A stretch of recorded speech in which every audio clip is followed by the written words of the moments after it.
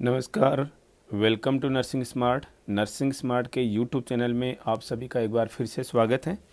दोस्तों, नॉर्सेट 2021, DSSB, ESIC और RRB और other state level nursing officer recruitment exams की प्रिपरेशन के लिए हम अपनी क्वेश्चन सीरीज जो वेब सीरीज़ हमने चला रखी है उसके अगले एपिसोड के साथ में आप लोगों के सामने एक बार फिर से प्रेजेंट हैं, उपस्थित हैं।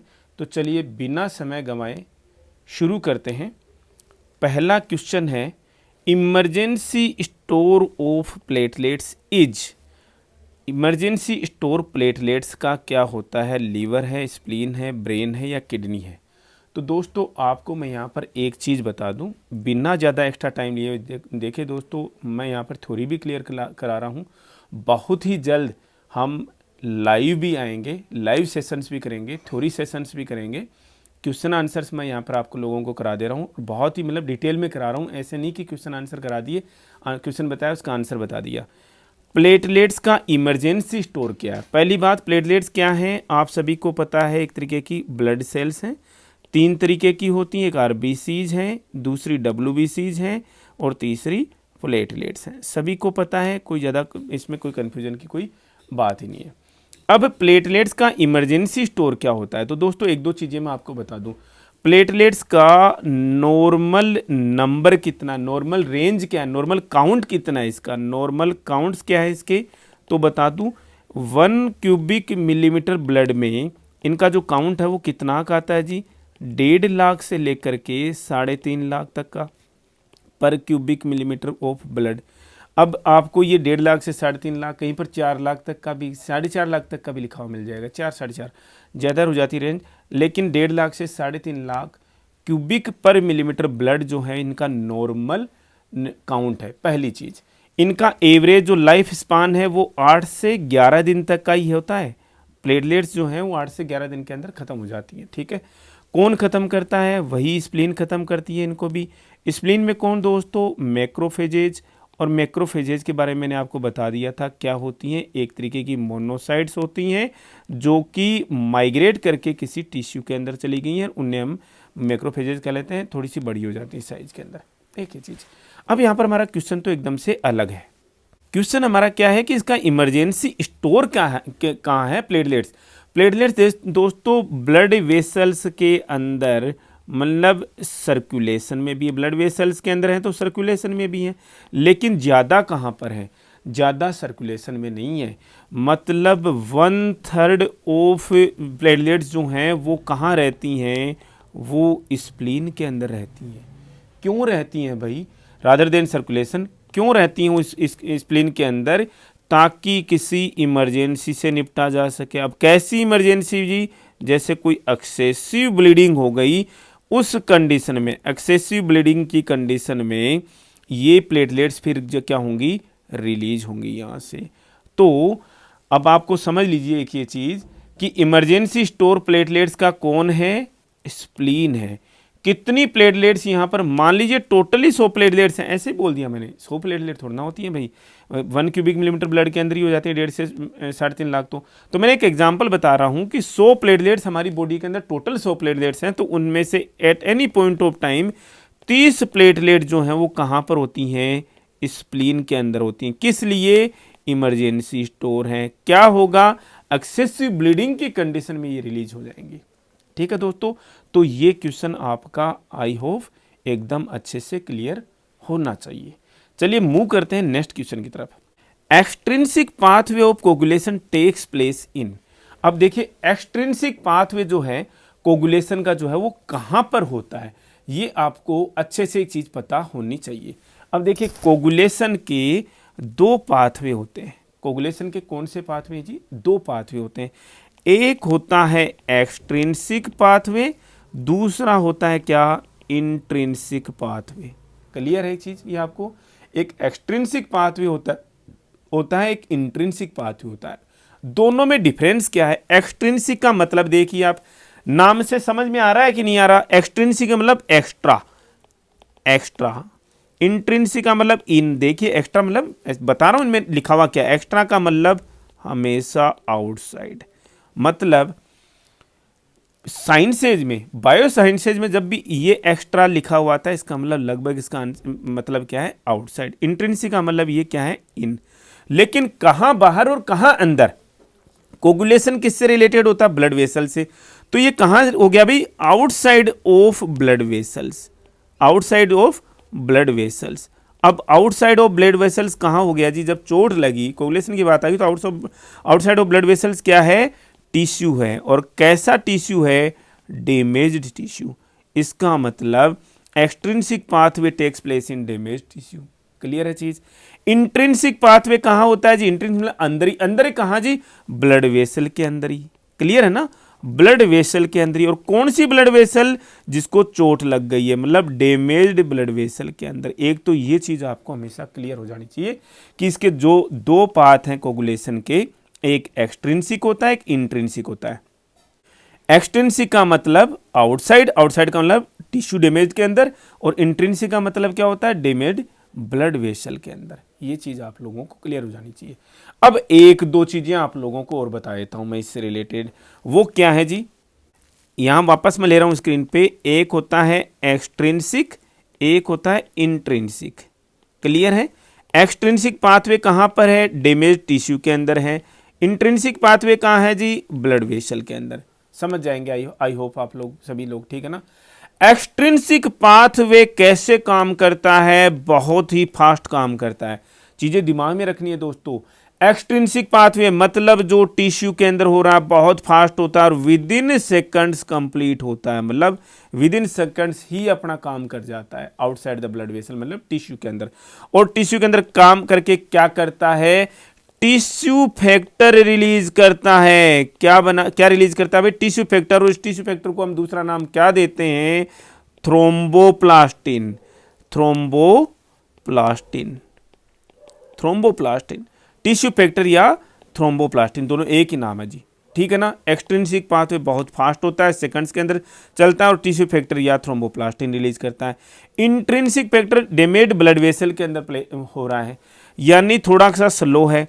स्लो है का मतलब ज्यादा टाइम लग जाएगा। ज्यादा टाइम का मतलब कितना टाइम लग जाएगा जी, ठीक है ना, कुछ मिनटों के अंदर टाइम लग जाएगा। मिनटों के अंदर कितना, 5 से 6 मिनट का टाइम लग जाता है। स्लो है तो 5 से 6 मिनट का टाइम लग जाएगा। ब्लड वेसल्स के अंदर कोगुलेशन का काम कैसे होता है, सभी को पता है। प्लेटलेट्स आ करके इकट्ठा होती हैं, सबको पता है। प्लेटलेट्स एडहेर करती हैं, एडहेरेंस से, प्लेटलेट्स की एडहेरेंस से होता है, ठीक है ना। जहां पर damage blood vessel, damage endothelium है, ठीक है।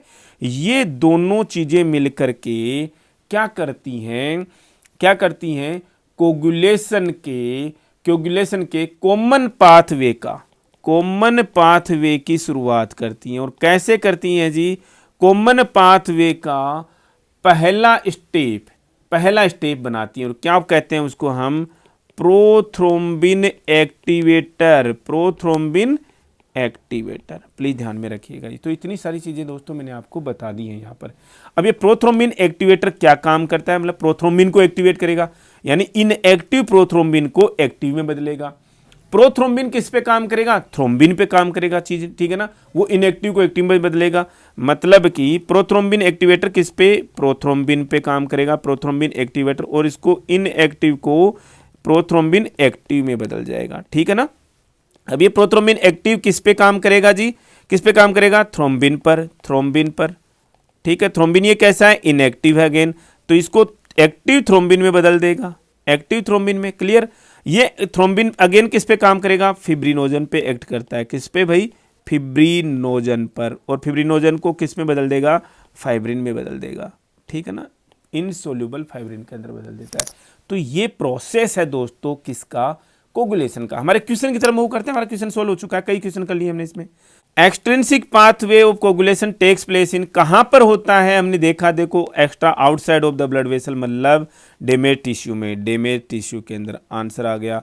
इंट्रिंसिक पाथवे पूछ लेता तो कहां हो जाता, ब्लड वेसल के अंदर, एंडोथेलियम के अंदर, डैमेज एंडोथेलियम के अंदर। कौन फास्ट होता है, एक्सट्रिंसिक फास्ट होता है, इंट्रिंसिक थोड़ा सा स्लो होता है। ये विद इन सेकंड्स पूरा हो जाता है, ये थोड़ा सा मिनट्स लेता है। क्लियर है हमारा क्वेश्चन, ओके।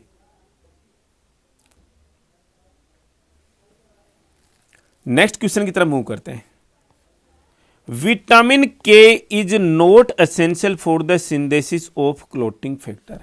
विटामिन के कौन से क्लोटिंग फैक्टर के लिए एसेंशियल नहीं है दोस्तों, ठीक है ना, कौन से क्लोटिंग फैक्टर के लिए एसेंशियल नहीं है।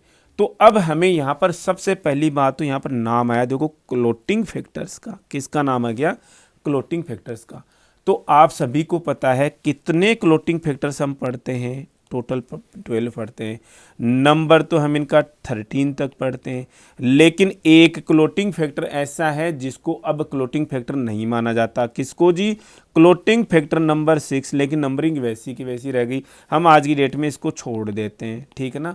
क्लोटिंग फैक्टर 6 को आज की डेट में, इस क्लोटिंग फैक्टर 6 को नाम भी था एक्सीलरीन, एक्सीलरीन, इसको आज की डेट में हम क्लोटिंग फैक्टर की कैटेगरी में नहीं रखते, ठीक है जो दोस्तों।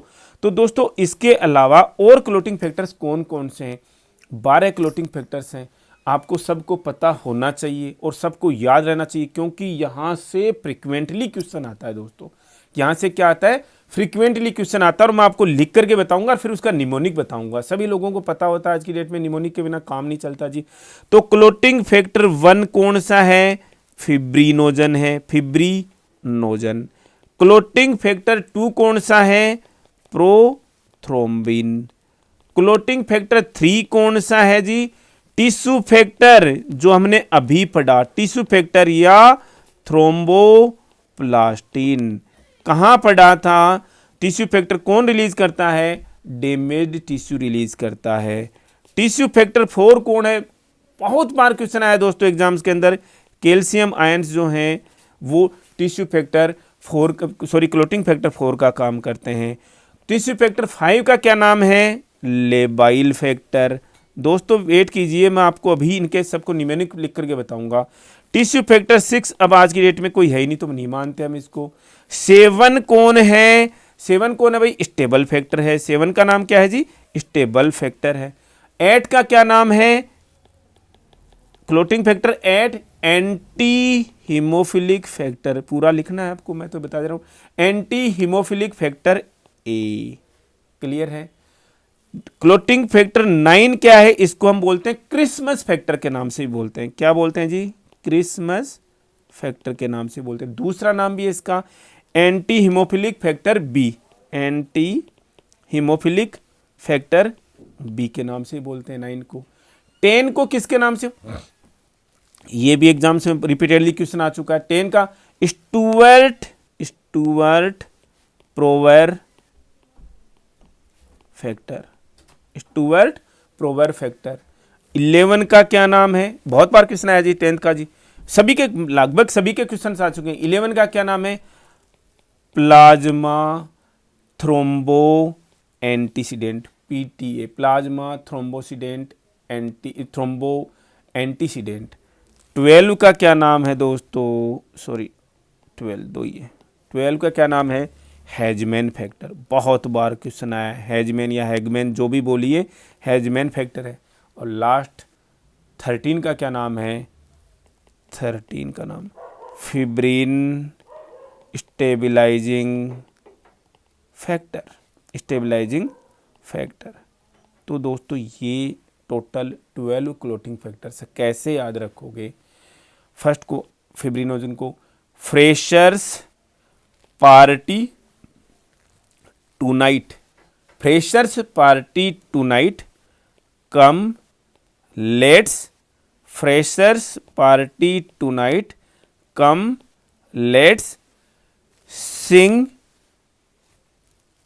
कम लेट्स सिंग एंड, याद करते जाइएगा दोस्तों, come let's sing and call seniors please have fun. याद हुआ दोस्तों, लिख लीजिएगा, याद करना है।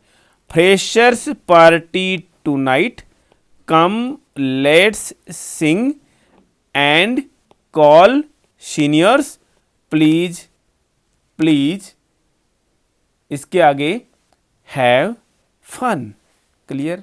तो इस तरीके से दोस्तों आपको क्लोटिंग फैक्टर्स का नंबर से याद रखना है। क्वेश्चन तो इससे अलग, एकदम से अलग था।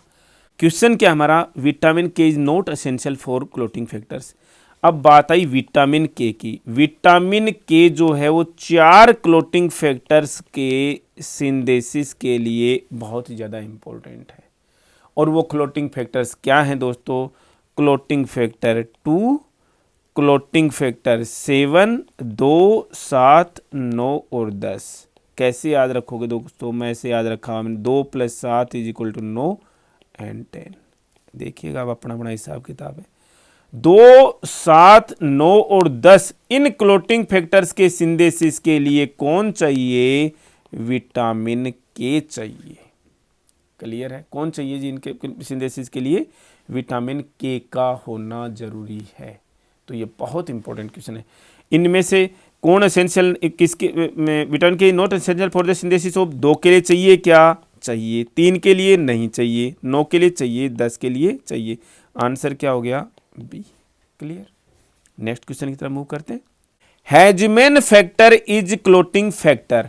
अब आप देखो दोस्तों, फिंगर्स पे याद करना, हेजमैन फैक्टर कहाँ आ रहा था। मैं रिपीट कर रहा हूं, पहले नंबर से देखना। पहले नंबर पे freshers party tonight, come let's sing and call seniors please have.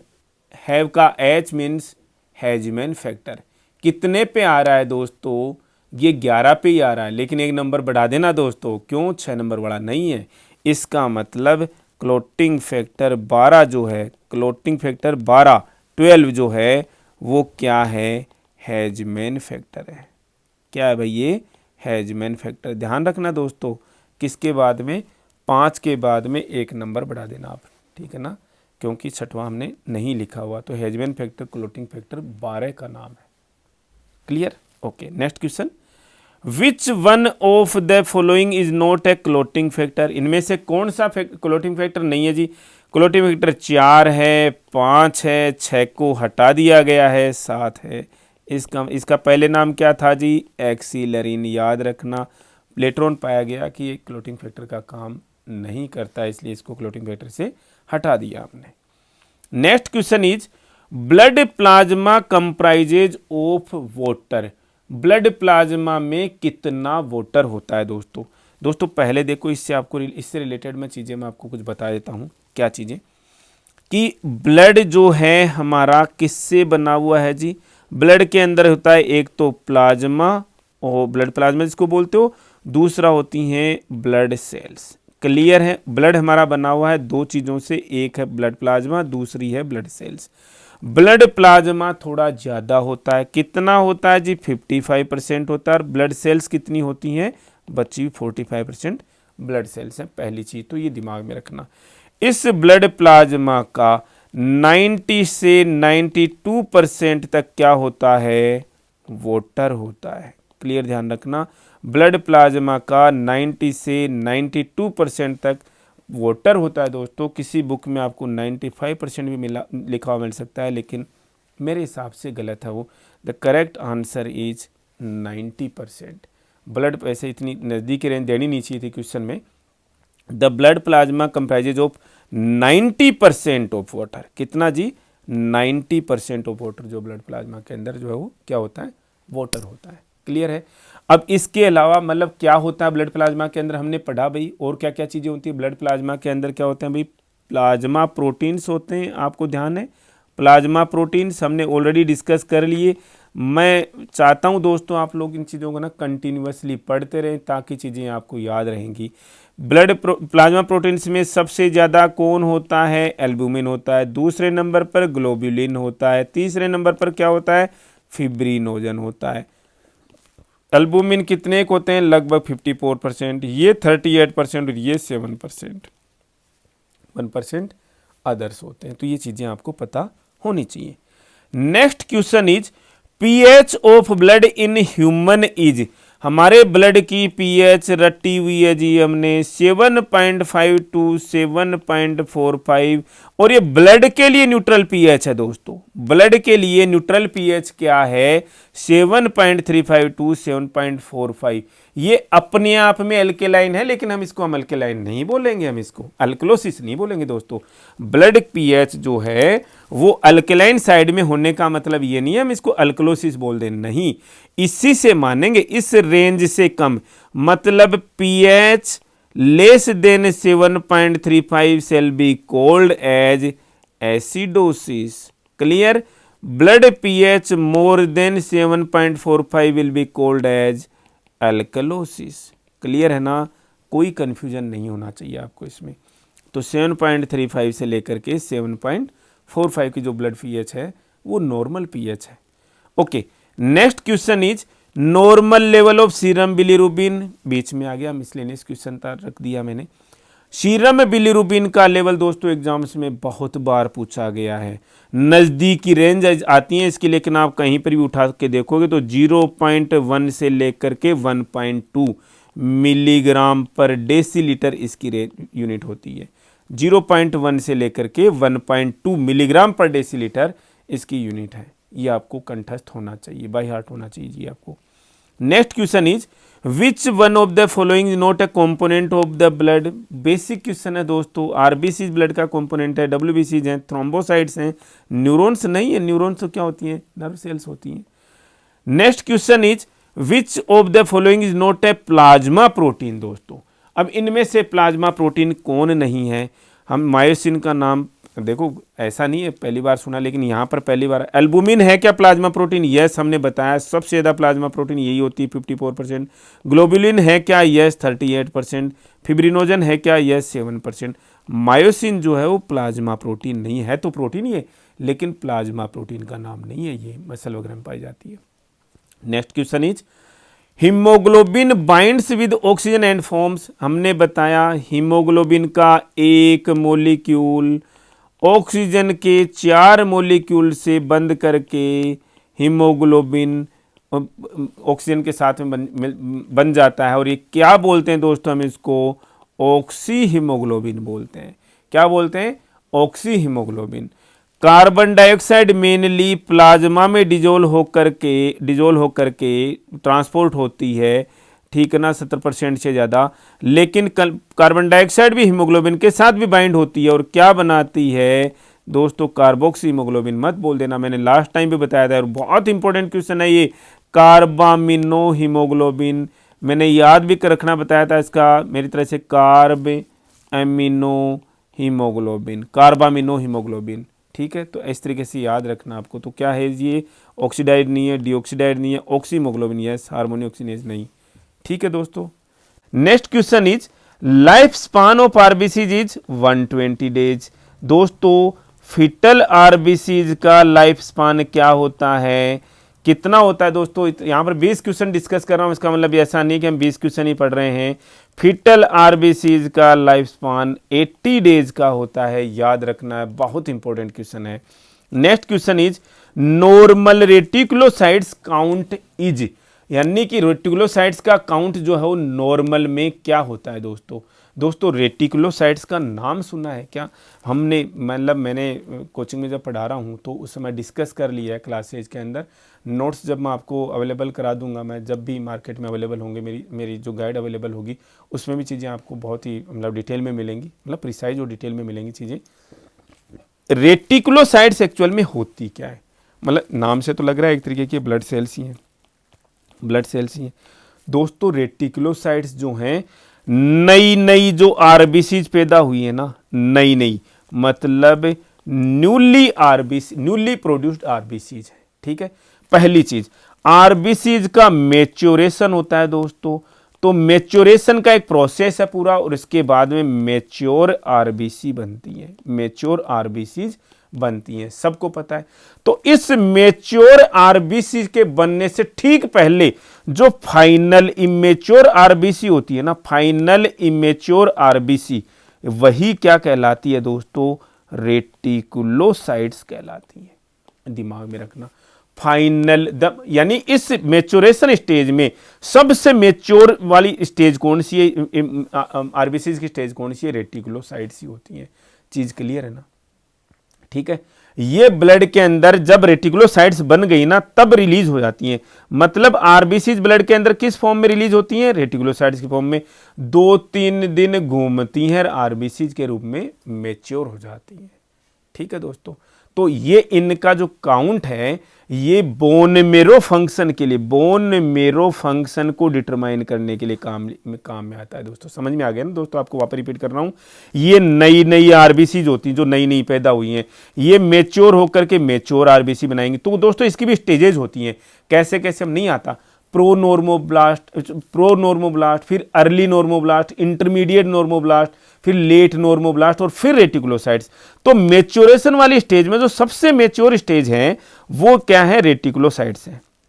वो क्या है? रेटिकुलोसाइट, मतलब फाइनल और इमेच्योर रेटिकुलोसाइट्स है, फाइनल इमेच्योर स्टेज वाली है ये। और आपसे कोई पूछ ले कि आरबीसी किस फॉर्म में ब्लड के अंदर रिलीज हो जाती है जी? रेटिकुलोसाइट्स की फॉर्म में रिलीज होती हैं। इनका काउंट कितना होता है? 0.5 से लेकर के 1.5% तक होती हैं ये। 0.5 से लेकर के 1.5 तक, मतलब और आरबीसी बन चुकी हैं। इसका मतलब ये बनती रहती हैं। तो मतलब आप कभी भी ब्लड के अंदर देखोगे तो ये नॉर्मल लेवल है। किस लिए देखते हैं जी इनका लेवल? बोन मेरो फंक्शन के लिए इसका लेवल देखा जाता है। ठीक है ना? रेटिकुलोसाइट्स के फॉर्म में रिलीज हुई, 2-3 दिन तक के लिए घूमती हैं और फिर मैच्योर आरबीसीज बन जाती हैं। क्वेश्चन देख लीजिए, नॉर्मल रेटिकुलोसाइट काउंट क्या होता है दोस्तों? 0.5 से लेकर के 1.5% होता है। क्लियर है क्वेश्चन? ठीक है, okay. Each gram of haemoglobin contains iron. दोस्तों ये क्वेश्चन एग्जाम्स के अंदर बहुत बार आया है।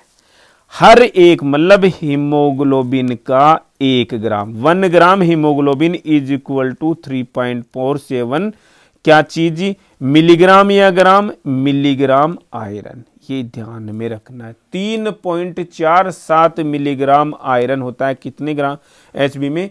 1 ग्राम एचबी में। ठीक है ना? 1 ग्राम एचबी में 3.47 मिलीग्राम फिर आयरन होता है। क्लियर है चीजें? Okay. What is the size of RBCs? दोस्तों आरबीसीज का नॉर्मल साइज क्या होता है? ये 6 से 8 माइक्रोमीटर का होता है दोस्तों। माइक्रोन, 6 से 8 माइक्रोन भी बोलते हैं इसको। ठीक है ना? या 6 से, आपको ऐसे लिखा हो जाए 6 to 8 माइक्रोमीटर का मतलब क्या होता है जी? 10⁻⁻6 metre.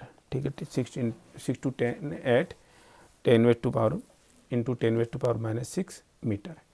Clear? Next question is which of the following is a respiratory pigment? दोस्तों ये क्वेश्चन बहुत इंपॉर्टेंट है, आपको याद रखना है। इस क्वेश्चन का आंसर मैं आपको ऐसे बता दूंगी, हीमोग्लोबिन जो है एक तरीके का पिगमेंट है। और कैसा पिगमेंट है? रेस्पिरेटरी पिगमेंट है। रेस्पिरेटरी पिगमेंट है। क्या और भी कोई कॉमन रेस्पिरेटरी पिगमेंट्स होते हैं क्या? हाँ जी, हीमोसाइनिन। हम नाम नहीं पढ़ते हैं दोस्तों, कोई याद करने के लिए नहीं बोल रहा हूँ मैं, और ऐसे बता दे रहा हूँ। एक होता है क्लोरोक्रूरिन, क्लोरोक्रूरिन। ठीक है, इस तरीके को। Lack of oxygen in tissues is called as. दोस्तों टिश्यू के अंदर ऑक्सीजन की कमी हो जाए उसको हम क्या बोलते हैं? देखो हाइपोक्सीमिया नहीं जी, हाइपो का मतलब कम, ऑक्सी का मतलब ऑक्सीजन, ईमिया का मतलब ब्लड। ब्लड के अंदर ऑक्सीजन की कमी को हाइपोक्सीमिया बोलते हैं। हाइपोक्सिया बोलते हैं टिश्यूज के अंदर ऑक्सीजन की कमी को। एस्फिक्सिया नहीं बोलते, एनोक्सिया एब्सेंस को बोलते हैं। तो बहुत इंपॉर्टेंट क्वेश्चन है, जितना इजी नजर आ रहा है उतना है नहीं, बहुत मतलब इंपॉर्टेंस के हिसाब से बहुत ही इंपॉर्टेंट क्वेश्चन है दोस्तों ये। Next question is Papanicolaou test is performed to screen. Papanicolaou test का नाम सुना दोस्तों? सर्वाइकल कैंसर से रिलेटेड, सर्वाइकल कैंसर को के अर्ली डिटेक्शन में हम इसको काम में लेते हैं दोस्तों। Early detection of cervical cancer. ठीक है, मैंने बताया भी था क्या करते हैं इसके अंदर? एपिथेलियल सेल्स का स्मीयर बनाते हैं दोस्तों। एपिथेलियल सेल्स का स्मीयर लेते हैं। अब आपसे कोई पूछे सर्वाइकल जो इनरमोस्ट जो लेयर है वो किस एपिथेलियल टिश्यू की बनी होती है? सबको बताया था हमने। सिंपल हो सकती है क्या? नहीं हो सकती। तो ऑब्वियस सी बात है क्या होगी जी? स्ट्रेटिफाइड होगी। स्ट्रेटिफाइड में भी हमने 2 तरीके की पढ़ी। कौन कौन सी पढ़ी भाई स्ट्रेटिफाइड के अंदर भी? स्क्वेमस, स्क्वेमस, और दूसरी क्या पढ़ी हमने? ट्रांजिशनल।